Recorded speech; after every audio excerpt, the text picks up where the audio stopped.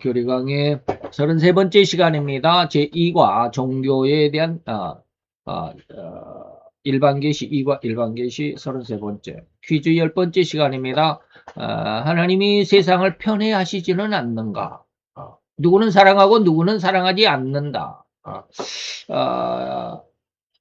이거 살짝 바꿔보면 우리는 세상을 너무 편애하고 있죠. 내 마음에 맞는 사람만 우리는 좋아하고 내 마음에 맞지 않고 나를 공격하거나 나에게 해를 입히는 사람들은 사랑할 수가 없는, 오히려 그를 저주하고 그를 반대하고 돌아서서 성토하는 이런 모습은 아닌가 말이죠. 그러나 인간의 그런 모습과는 전혀 달리 하나님은 세상을 결코 편애하시지 않는다라고 했는데 어떻게 우리가 그걸 믿겠나라는 것입니다. 마태오 5장 45절 우리 같이 한 목소리로 봉독합니다. 이같이 한즉 하늘에 계신 너희 아버지의 아들이 되리니 이는 하나님이 그 해를 악인과 선인에게 비치게 하시며 비를 의로운 자와 불의한 자에게 내리우심이니라. 아멘. 자, 이 말씀입니다.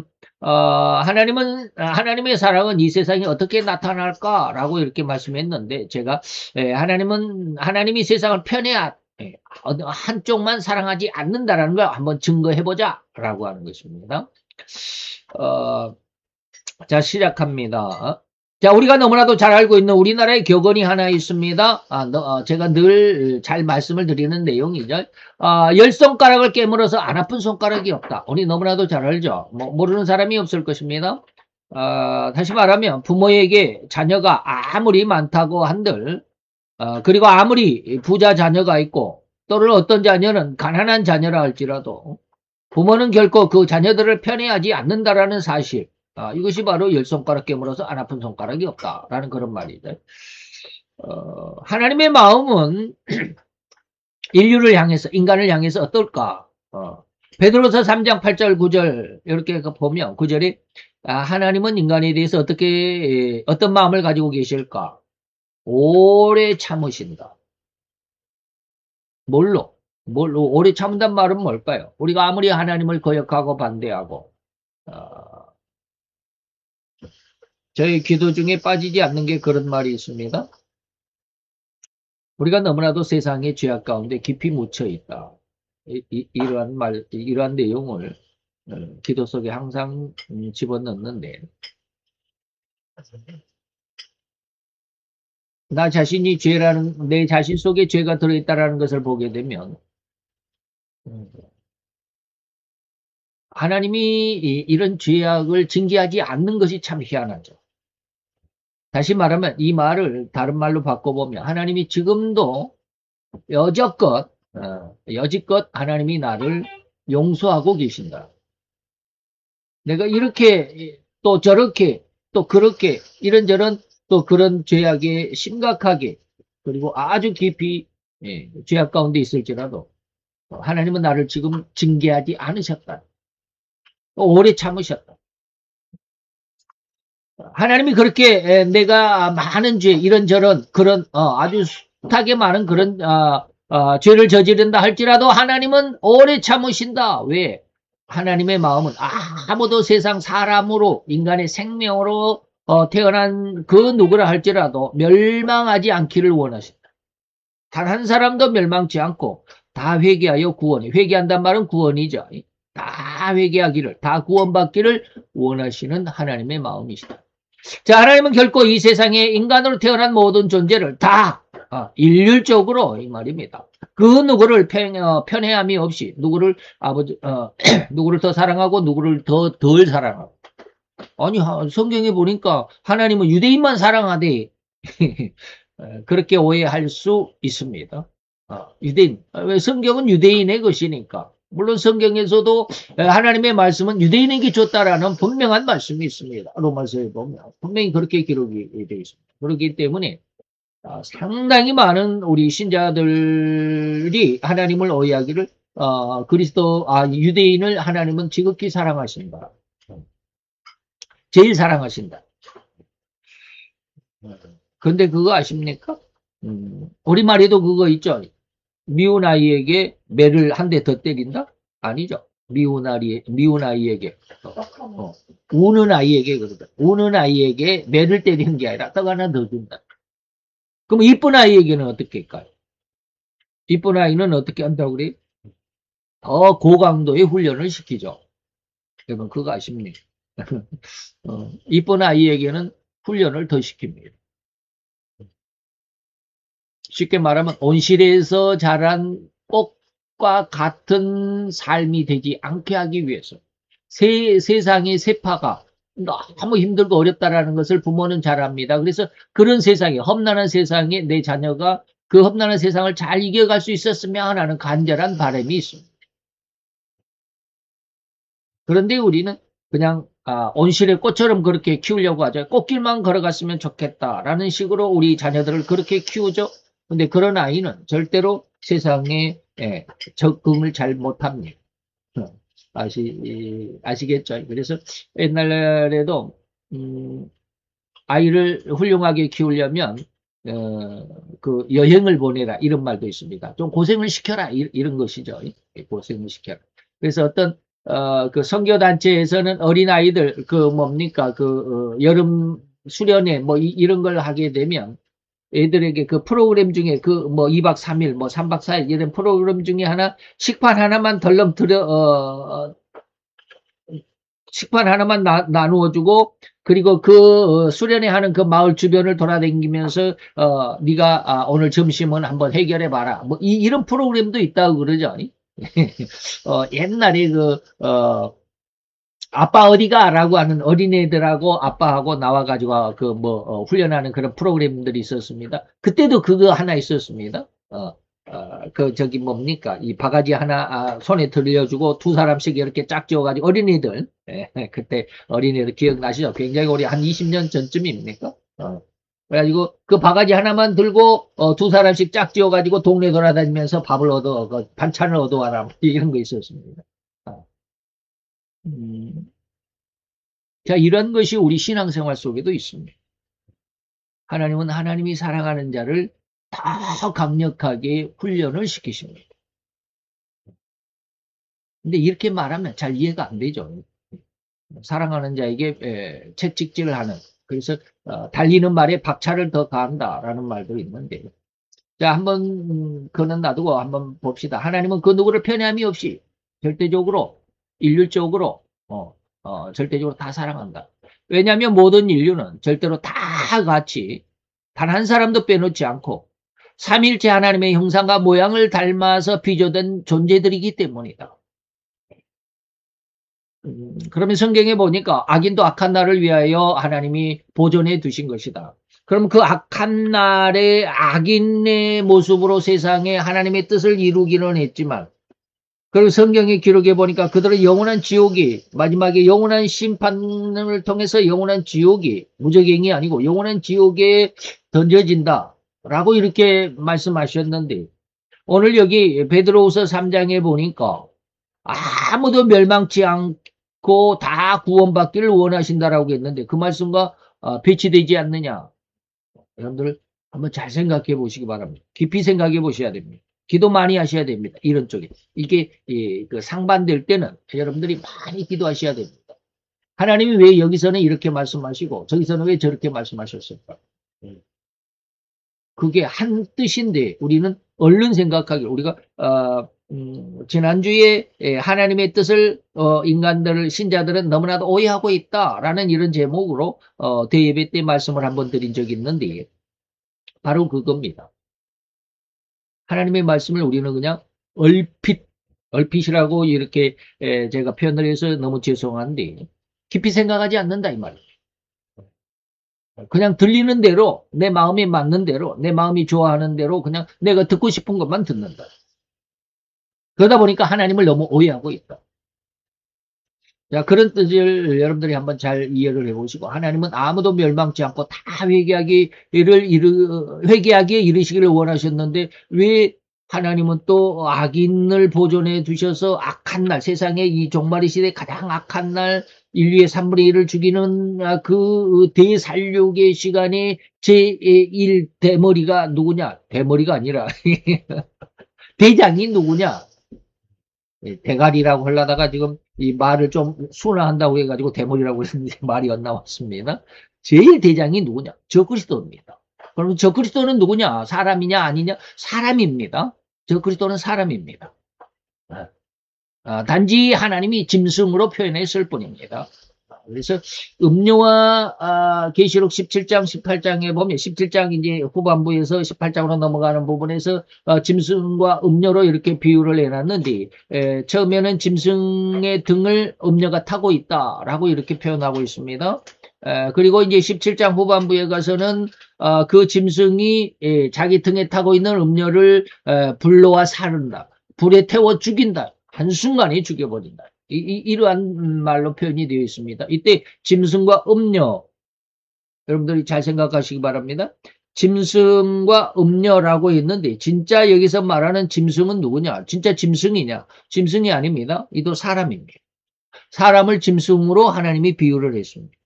음녀는 누구냐? 음녀는 짐승이냐 사람이냐? 사람입니다. 사람인데 음녀로 비유를 했습니다. 그렇다고 한다면 음녀는 정조를 잃어버린 여자죠. 자기 남편 외에 또 하나의 또 다른, 또 하나 아니면 또 둘, 다른 어떤 여러 개의 남편을 가지고 있는. 다시 말하면 정조를 잃어버렸단 말이 신앙을 잃어버린 기독교를 말합니다.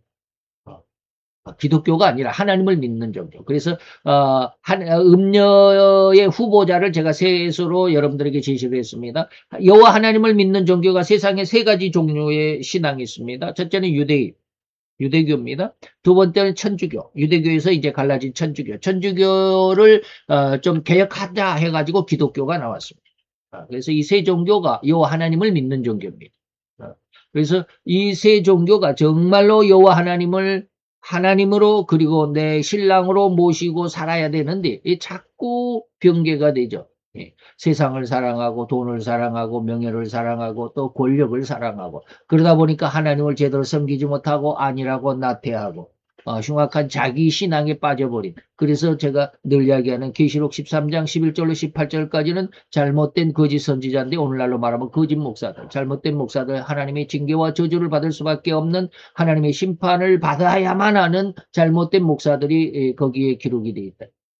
이 사람들을 뭐라고 그러냐? 음녀다. 정조를 잃어버린 여자다. 그런데 하나님을 믿기 때문에 그래도 하나님을 믿기 때문에 사람은 사람으로 표현해 준다. 음녀이지만 창녀이지만 정조를 잃어버렸지만 사람으로 표현해 준다. 그러나 짐승은 누굽니까? 사람은 사람인데 영혼이 없어요. 영이 없어요. 그러니까 짐승이지. 혼은 있는데 영이 없다. 그러니까 짐승으로 표현하는 겁니다. 그래서 다니엘서 2장에 가보면 큰 신상이 나오죠. 뭐 금머리, 은가슴팔, 노빼, 철종아리, 그리고 돌과 철과 흙의 발가락 뭐 이렇게 나오잖아요. 신상으로 나옵니다. 금, 은, 동으로. 그런데 7장으로 다니엘서 7장으로 넘어가 보면 똑같은 세상의 역사를 하나님이 다니엘에게 보여줄 때는 뭡니까? 사자, 곰, 표범, 그리고 천리짐승, 이렇게 짐승으로 표현해 줍니다. 그게 뭔 뜻일까? 다니엘서 2장은 느부갓네살이 꾼 꿈입니다. 세상이 볼 때는 세상은 너무 휘황찬란하고 아름답고 명예와 권세와 보물 이런 어떤 것들로 인해서 영광을 만끽하고 살아갈 수 있는 정도로 금, 은, 동, 철 이렇게 해서 세상을 표현할 수 있고 그렇게 받아들일 수 있지만 진짜 신앙인 다니엘에게는 세상은 짐승과 같다. 그래서 사자와 표범과 그리고 곰 그리고 철이빨을 가진 짐승으로 표현해 줬다. 이런 것처럼 짐승과 음녀의 이 관계 속에서 우리는 세상을 어떻게 바라봐야 하는지를 우리가 잘 이해할 수 있어야 됩니다. 자, 그래서 비록 거기에 짐승이라고 표현되어 있지만 그 짐승의 우두머리 대장이 누구냐? 저 그리스도다라고 하는 것인데 그게 계시록 13장 1절에서 말씀하신 바다에서 올라온 짐승, 11절로 가보면 땅에서 올라온 짐승, 두 짐승이죠. 근데 그 앞에 지금 13장을 말씀을 드렸으니까 12장은 또 하나의 짐승이 나옵니다. 12장 전체는 짐승의 왕인 마귀에 대해서 마귀에 대해서 이야기하고 있습니다. 큰 용으로, 짐승으로 표현하고 있죠. 어쨌든지 이러한 모습 가운데서 자, 모든 인류는 절대로 다 같이 그가 비록 그렇게 마귀의 어떤 그 유혹 아래서 마귀의 권세를 받아서 세상의 3분의 1의 하나님의 형상인 하나님의 생명을 가진 이 인간의 3분의 1을 죽이는 적그리스도로서 세상을 장악한 통일 대통령으로서 세상을 그렇게 흉악하게 몰아갈 그런 존재라 할지라도 그도 역시 삼위일체 하나님의 형상과 모양을 닮아서 피조된 존재다라는 것을 부인할 수가 없습니다. 비록 짐승으로 표현해 주었죠. 그 어떤 사람도 이 하나님의 형상과 모양을 떠난 존재는 없다라는 이런 말입니다. 제가 그런 내용은 다 들어보지는 않았지만 어제 동영상을 이렇게 하나 찾아보다가 그 썸네일이라고 그러죠. 딱 첫 번째 표지 포스터처럼 나오는 거기에 아주 깜짝 놀란 그 신앙적인 그 은혜와 뭐라고 그러던데.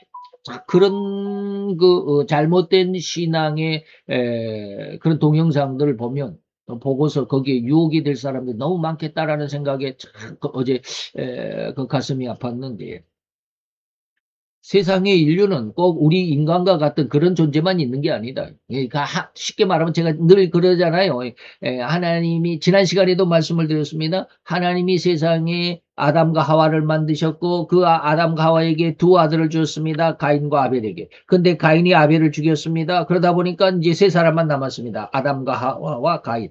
그리고 가인이 이제 동생 아벨을 죽였기 때문에 벌을 받아서 집에서 이제 퇴출을 시켰죠.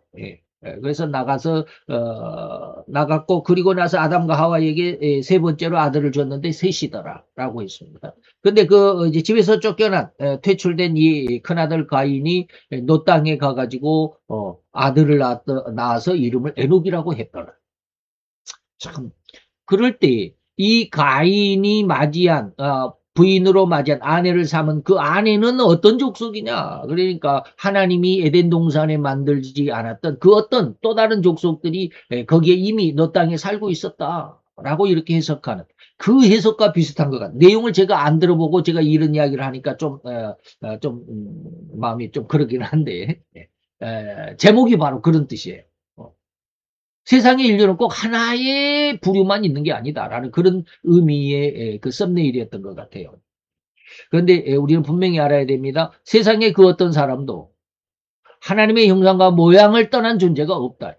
이게 요한복음 1장 1절로 3절, 4절까지 내용 아니잖아요. 1절로 3절에 보니까 그러잖아요. 그 말씀이 세상의 모든 것을 만들었는데 이 말씀 외에 세상에 만들어진 존재가 없다. 사도행전 17장에도 그런 말씀이 있습니다. 인류의 모든 족속을 뭘로? 한 혈통으로 만들었다. 아담과 하와의 한 혈통 속에서 세상의 모든 인류가 나타났다. 가인이 첫째 아들 가인이 집에서 쫓겨나가지고 저 노 땅에 갔지만 거기서 아내를 맞아서 아들을 낳아서 에녹이라고 했지만 거기에서 맞이한 그 아내가 그쪽에 있었던 또 다른 족속이 아니라 하나님은 아담과 하와의 모든 그 혈통 속에서 세상의 모든 족속이 이렇게 번성하도록 했다라고 하는 것. 지난 시간에 말씀을 드렸습니다. 지금 다시 말씀드리면 또 시간이 가니까. 즉 하나님은 절대 인간 중에서 그 어느 한 사람도 구원에서 탈락하는 것을 원치 않으신다라는 것입니다. 비록 이렇게 흉악한 짐승으로 표현한 저 그리스도라 할지라도. 우리가 생각하기에 가장 흉악한 자고 영원히 멸망과 가장 가혹한 징벌을 받아야만 하겠다라고 생각하는 그러한 사람들조차도 하나님은 절대로 그도 내 형상과 모양을 따라 만든 내 아들이고 내 딸이라는 것입니다. 제가 왜 이런 말을 하고 있는지 또 할 수 있는지는 여러분들에게 많이 말씀을 드렸습니다.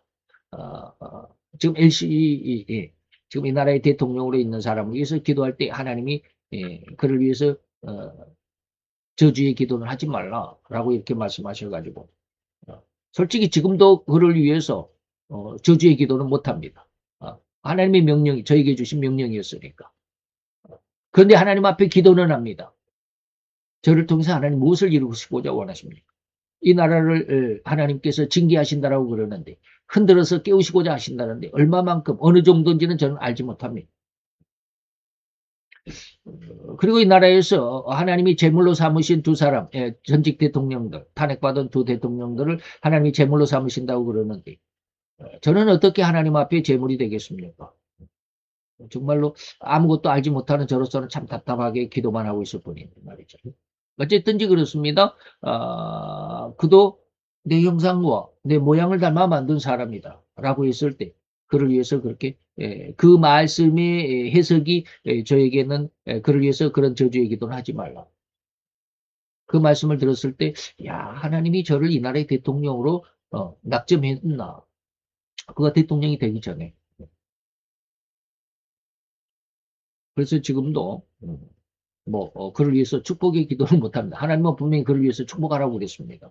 내 원수를 위해서 축복하고 저주하지 말라. 그러면 그 머리 위에 숯불을 쌓는 것과 같은 결과를 얻어낼 거야 라고 그러셨는데, 참 인간의 마음이, 하나님 앞에 그런 말씀을 받은 저도 마음이 변하지를 않는 게 너무 힘듭니다. 즉 하나님의 사랑이 이 세상에 나타나 있을까? 하나님은 왜 그렇게 그런 세상에 그런 흉악한 자들을 세상에 보내셔서 그들이 나타나게 하셔가지고 세상에 많은 사람들이 피해를 보게 할까? 지금 이란에서도 이란의 그 자유화를 위해서 데모를 할 때 그들 향해서 지금 이제 죽어버렸지만 그 최고 지도자 하메네이라고 하는 사람이 명령을 해가지고 하루가 이틀 사이에 데모대에 32,000명이 죽었다고 그러잖아요. 그건 트럼프 대통령이 밝힌 내용입니다. 32,000명이 죽었잖아. 그들은 이제 아마 6,000명, 7,000명이라고 그렇게 발표를 했지만 이란에서는 그렇게 발표를 했지만 정보에 의해서 세계에 알려진 것은 약 32,000명이 죽었다. 이번에도 3명인가를 공개 처형을 했다고 그러죠. 엊그저께 지난 주간에. 바로 이런 것. 그렇게 흉악하게 정말 하나님이 살아계시다면 그런 일이 왜 일어나는 것일까? 그들은 왜 죽어야만 하는가? 뭐 이런 것들입니다. 그러면서 우리는 그렇게 생각할 수 있습니다. 하나님의 사랑이 이 세상에 정말 있는가? 이러한 질문에 대한 대답 중에 하나는 바로 온 인류를 단 한 사람도 잃어버리지 않으시겠다는 하나님의 가장 강력하고 최우선의 의도라는 것을 안다면 이 대답에 만족할 것이다. 야, 참, 이 대답이 여러분들이 수긍이 갈는지 모르겠습니다. 방금 제가 그런 말씀을 했습니다. 세상에 정치 권력에 의해서 피해를 당한 그 많은 사람들. 그런 사람들을 우리가 제3자의 입장에서 보면 참 하나님이 정말로 살아계시다면 저런 어떤 피해를 입어야 될까? 저런 세상 속에서 이 세상을 들여다본다면 하나님이 살아계시다라고 인정을 해야만 하나? 정말 하나님이 살아계시는 것이 맞나? 이렇게 우리는 반문할 수밖에 없는 그런 상황이라고 방금 그렇게 이야기하고는 곧바로 저는 지금 뭐라고 그러느냐면 온 인류를 단 한 사람도 잃어버리지 않으시겠다는 하나님의 가장 강력하고 최우선의 의도가 바로 하나님의 사랑의 마음 하나님이시다라고 이렇게 말하고 있으니 이게 지금 여러분들 이해가 됐느냐 이 말입니다. 그럼 그 지금 죽어버린 사람들 총탄에 죽은 그 32,000명 그리고 미국과 이스라엘의 폭격에 의해서 이란의 그 군인들 죽은 그리고 이제 그 일반인들도 죽은 사람들이 약 한 3, 4천 명 지금 된다고 그러잖아요. 그럼 그 사람들은 어떻게 하나님이 하나도 잃어버리지 않고 다 구원하신다며 그 사람들은 어떻게 할까? 그래서 아까 제가 그랬습니다. 여러분들이 기도를 많이 해보셔야 됩니다. 이런 어떤 상반된 내용이 내 마음에 가득 차서 하나님에 대한 의문이 일어날 때 기도를 많이 하셔야 합니다. 그래야 답을 얻을 수 있습니다. 이게 대답은 하나인데, 이게 지금 이쪽에서 보느냐, 다시 말하면 이게 손등을만 보느냐, 손바닥만 보느냐의 차이입니다. 손등만 보고 이게 손이다 그러면 손바닥은 손이 아니어버리거든요. 손바닥만 보고 이게 손이야 라고 그러면 손등은 손이 아니어버립니다. 그런데 우리가 양쪽을 다 보면 손이구나, 손등도 손바닥도 다 손이다라고 이해가 되잖아요. 지금 성경이 지금 그런 모습이거든요. 우리는 한 면만을 보면 하나님은 단 한 사람도 잃어버리지 않고 모든 인간을 다 사랑해 라고 표현하는 그 말씀이 진짜라고 믿는데 또 한쪽에서는 야 이렇게 살다가 그냥 막 적군의 총탄에 이렇게 적군도 아니고 같은 민족의 총탄에 맞아 죽은 사람들 이런 사람들은 도대체 하나님의 사랑이라고 말할 수 있어? 참 이거 곤란하죠. 손등 보고 손바닥이라고 하면 곤란하고 손바닥을 보고 손등이라고 말하면 곤란한 것처럼 말이죠. 그래서 지금 제가 제 마음속에 이걸 말해드리고 싶은데 말해야 될는지 어찌해야 될는지. 좌우전 제 동영상 그 설교 내용 중에 찾아보면 그게 있을 겁니다. 상당히 오래전에 제가 말씀을 드린 건데 지옥도 영원히 지옥일 것이냐, 영원한 멸망일 것이냐, 지옥에 떨어진 사람도 영원히 멸망일 것이냐, 그 끝을 한번 알아보겠다라는 그런 내용 중에서 그런 내용으로 한번 말씀드린 적이 있습니다. 그것을 찾아보아서 그걸 한번 들어보시면 유익이 있을 것입니다. 성경은 그렇게 이야기하고 있지 않는데 성경 전체적인 내용을 추론해서 결론을 지어 놓은 것이 바로 그 설교입니다. 성경은 어디까지입니까? 영원한 지옥과 영원한 천국 이것까지만 성경이 기록하고 있습니다. 그런 내용 속에서 지금 말씀드린 이러한 상반된 내용들을 지금 계속 처음에도 그렇고 지금도 그렇고 여러분들에게 지금 말씀을 드리는 겁니다. 의문을 드리는 겁니다. 여러분들이 마음속에 들 법한 그런 의문들, 그런 반문들을 지금 여러분들에게 꼬집어서 드리는 겁니다. 그럼 여러분들 이걸 찾아내야 됩니다. 물론 찾아내기가 쉽지만은 않지만 자, 제시하여 주어진 본문조차도 이를 명확하게 증명하는 구절이다. 자, 하나님은 그 해를 선인과 악인에게 그리고 비를 의로운 자와 불의한 자에게 똑같이 주신다. 아니 지금 아프리카는 비도 안 내리잖아. 불의한 자에게 하나님이 비를 똑같이 주신다며. 우리나라는 지금 뭐 비가 부족하다 그러죠. 우리나라도 물이 부족한 물 부족 국가로 이미 지정이 되어 있지만 그런데 우리나라는 그나마 좀 낫잖아요. 이러한 것들을 여러분들이 하나님의 뜻 안에서 세상을 보고 세상을 이렇게 분별할 수 있을 정도가 돼야 됩니다. 도대체 이게 맞는 말인가? 해를 비친다라는 말은 이해가 되죠. 아니지. 우리나라는 그나마 괜찮은데 저 아프리카 같은 데는 아주 떼약볕으로 불에 타 죽는 사람도 많잖아요. 불에 타 죽는다라는 말이 좀 이상하지만 이 농사를 못 짓을 수밖에 없는 그런 상황.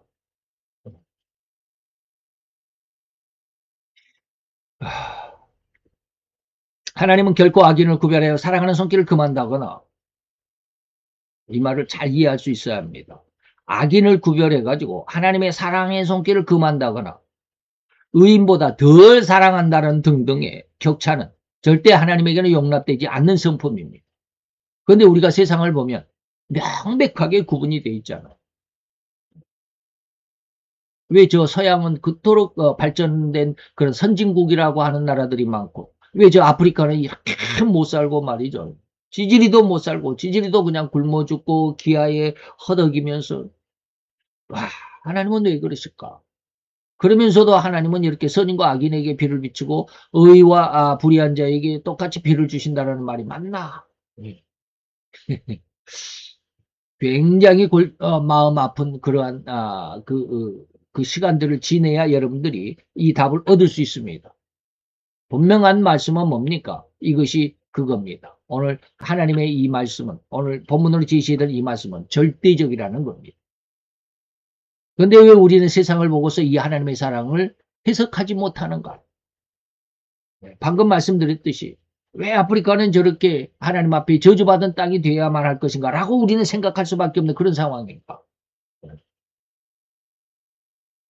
여러분들이 이 말씀이 마태 5장 45절이 진짜 하나님의 말씀이라고 이해될 수 있을 만큼 세상을 볼 수 있는 눈이 다시 말하면 영적 영으로 열려져야 된다 이런 뜻입니다. 그래서 우리가 쉬이 느낄 수 있는 부분으로 하나님의 사랑이 우리에게 나타나는 것을 알아볼 수 있는 눈과 비와 햇빛인데 그 영안이 바로 이것을 이 눈과 비와 햇빛 속에서 우리는 찾아낼 수 있을 정도로 우리는 많이 하나님 앞에 신앙의 훈련을 받아야 됩니다. 즉 하나님이 예뻐하는 사람에게만 비와 눈과 바람, 햇빛을 주시는 것이 아님을 우리는 잘 알 것입니다. 일반적인 모습으로. 역시 반대로 하나님을 거역하는 흉악한 자들에게는 절대로 햇빛을 주지 않고 추위에 얼어 죽도록 하지 않는다라는 말입니다.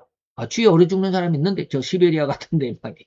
이렇게 또 반문하면 그런 사람들에게 지금 여러분 그런 사람들에게도 하나님의 뜻을 이해할 수 있을 만큼 우리가 많이 기도해야 되고 성경 공부를 많이 해야 되고 이 부분만이 아니라 성경 전체적인 내용을 여러분들이 공부를 해야 됩니다. 그런데 공부하는 게 그렇게 쉬운 일은 아닙니다. 모든 그렇다고 해서 처음부터 이런 말까지 하면 여러분들이 실망할 수가 있는데 넘어가 봅시다. 모든 사람에게 그가 하나님을 절대로 신뢰하는 의인이든지 하나님을 죽도록 거역하고 싫어하고 반대하는 악인일지라도 그 누구를 구별함이 없이 하나님이 다 똑같이 비와 눈과 바람과 햇빛을 주시나니 모든 사람에게 평등하다는 것을 이해할 수만 있다며 하나님께서는 절대로 인간 중 그 누구를 구분하여 더욱 사랑하지 않는다. 사랑한다. 누구만 사랑하고 누구는 더욱더 사랑하지 않는다라는 이러한 사실을 알 수 있을 것입니다. 하나님의 절대적인 성품을 이해할 수 있을 것이 되겠습니다. 반대로 누구를 구분하여 더 강력한 징계와 징벌로 인해서 고통스러운 삶을 살아가도록 하시지 않는다라는 것을 알 수 있을 것입니다. 참 어려운 말이죠. 오늘 이 말이 굉장히 어렵습니다. 영원한 지옥에 영원한 형벌에 지옥의 형벌로 심판하신다면서 왜 또 아니라고 그래?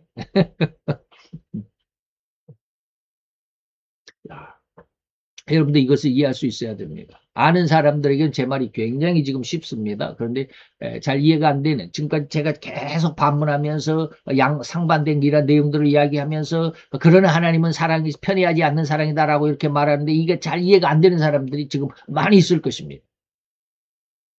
그게 이해될 수 있어야 됩니다.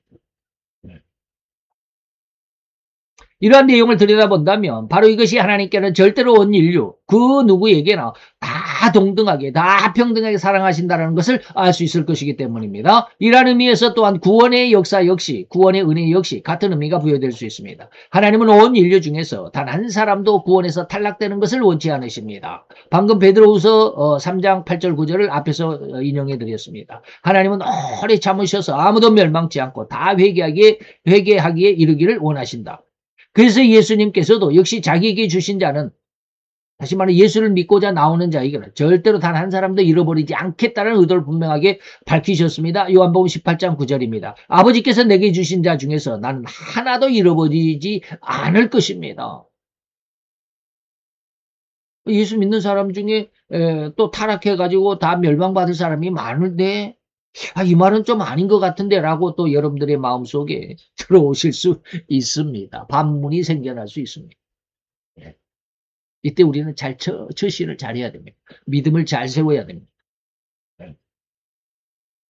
하나님은 교회에 나온 사람, 다시 말하면 믿겠다라고 교회에 나온 사람들 중에서는 단 한 사람도 잃어버리지 않겠다라고 하는 게 하나님의 뜻인데 간혹 가다 보면 같이 신앙생활했고 같이 교회를 잘 다녔던 사람이 어느 순간에 뭐 신천지에 빠졌다네, 뭐 어느 순간에 여호와의 증인에 빠졌다네, 뭐 여기저기에 그냥 뭐 우리가 이단이라고 하는 우리가 사입이라고 하는 그런 단체에 휩쓸려 가지고 거기로 나오고 교회는 다시 나오지 않는다네, 뭐 이런 것들 많이 보잖아요. 그러면 이 말씀이 진짜일까? 굉장히 어려운 문제죠. 우리 신앙의 영적인 내용을 우리가 들여다봐야 되는데 영적인 내용을 들여다보기가 그렇게 쉬운 일이 아니다. 해석하기가 그렇게 쉬운 일이 아니에요. 하나님은 결코 하나님의 창조한 모든 만물을 사랑하실 뿐입니다. 그 중에 어떤 것들이라도 결코 하나님의 사랑에서 제외하는 것은 전혀 없다는 것을 우리는 알아야만 합니다. 그러면 성경을 절대 하나님의 말씀, 하나님의 절대적인 변개함이 없는 말씀이라고 믿어야 하는 의미, 믿어야만 하는 그 이유, 그 의미를 한번 생각해 봅시다. 성경 66권으로 되어 있다는 것을 모르는 신자가 없을 것입니다. 구약 성경은 39권, 신약 성경은 27권. 그래서 39, 27. 구구단의 39, 27 딱 맞죠? 39, 27. 39권, 27권에서 66권입니다. 여기도 쉽죠. 구약은 37권입니다. 신약은 27권입니다. 자, 그런데 이 성경 66권을 쓴 저자는 40명 정도라고 알려져 있습니다. 즉 어떤 저자는 여러 권을 썼다라는 의미입니다. 40명이 66권을 썼으니까 한 명이 많이 쓴 사람도 있겠죠. 한 명이 한 권을 쓴 사람도 있지만 창세기, 출애굽기, 레위기, 민수기, 신명기 이 5권은 모세가 썼다라고 일반적으로 그렇게 이야기하고 있습니다. 이 성경 저자 40여 명은 절대로 하나님으로부터 특별한 계시를 받았다라고 할 수 있을 것입니다. 직접 말씀으로 알려주신 적도 있고 이것을 기록해라. 계시록 같은 거는 분명히 그렇게 이야기하죠. 사도 요한에게. 요한아 너 이거 내가 이게 알려줄 테니까 너 이거 기록해라. 또 이것은 내가 너에게 알려주기는 하지만 너만 알고 있어. 그래서 성경에는 기록하지 말아라. 이렇게 직접 이렇게 말씀으로 알려주신 적도 있잖아요. 예. 그래서 그 저자의 지혜와 지식과 경험과 학식 등등을 고려해서 절대적인 신앙을 중심으로 기록하도록 마음에 강력한 특심을 주시기도 했습니다. 저 역시도 지금 원고를 이렇게 작성할 수 있는 것은 뭡니까? 하나님이 이런 말로 이렇게 네가 이번 주 설교에는 이렇게 작성해가지고 이 원고대로 이거 설교해라. 이렇게 말씀하시지 않습니다. 하나님이 그동안 저에게 주신 40여 년 동안에 하나님 앞에 성경을 읽고 성경을 공부하고 그리고 기도했고 거기서 받은 은혜를 가지고 지금 여러분들에게 이 제목에 대해서 문제에 대해서 답을 찾고 거기에 대해서 하나님이 주신 은혜대로 여러분들에게 지금 원고를 작성하고 설교를 해드리는 겁니다. 이것이 바로 이러한 뜻입니다. 성경을 기록하는 저자들 중에서도 이와 같은 은혜, 베드로에게 주신 은혜가 따로 있고 사도 바울에게 주신 은혜가 따로 있고 이른바 지금 이 순간 이 원고를 작성하고 있는 필자 역시 하나님께서 이러저러한 것들 내용들을 이 원고로 작성하라라고 직접적인 언질은 절대 없었습니다. 그런데 어떻게 이렇듯 이것이 진정 하나님의 의도고 이것이 진정 하나님의 진의다라고 선언하고 강력하게 주장하는가. 지금까지 저는 40여 년의 동안에 신앙생활을 해온 과정에서 이러저러한 은혜와 성경 공부와 나름대로 받은 은혜를 기준으로 해서 제 마음속에 신앙의 굳게 자리 잡게 된 신앙의 중심을 은혜라고 그리고 그 진리라고 믿는 마음과 그 내용을 원고로 작성하고 여러분들에게 지금 설교해 드린다라고 하고 있습니다. 바로 이랬던 하나님은 성경 저자의 마음에 강력하게 역사하셨던 은혜, 그 내용들, 그리고 하나님이 인간들에게 알리시고자 하셨던 그 의도를 비로소 문자로 기록하여 후대에 남길 수 있도록 강력한 의지를 부추기셨다라고 말할 수 있습니다. 이것을 우리는 신학적으로 감동이라고 말합니다. 성령의 감동에 의해서 성경을 기록했다. 즉 계시록의 대부분은 하나님께서 직접 사도 요한에게 이러저러한 것들을 알려줄 테니 그들을 기록하라라고 명령하신 부분도 있습니다. 그래서 계시록 1장에 보니까 그종 요한에게 보내어 지시하신 것을 그리고 내 본 것과 이제 있는 일과 장차 될 일을 기록해라라고 이렇게 직접 말씀하십니다. 내 본 것은 뭐예요? 과거죠. 이제 있는 일은 뭐예요? 현재 일이죠. 장차 될 일은 뭐예요?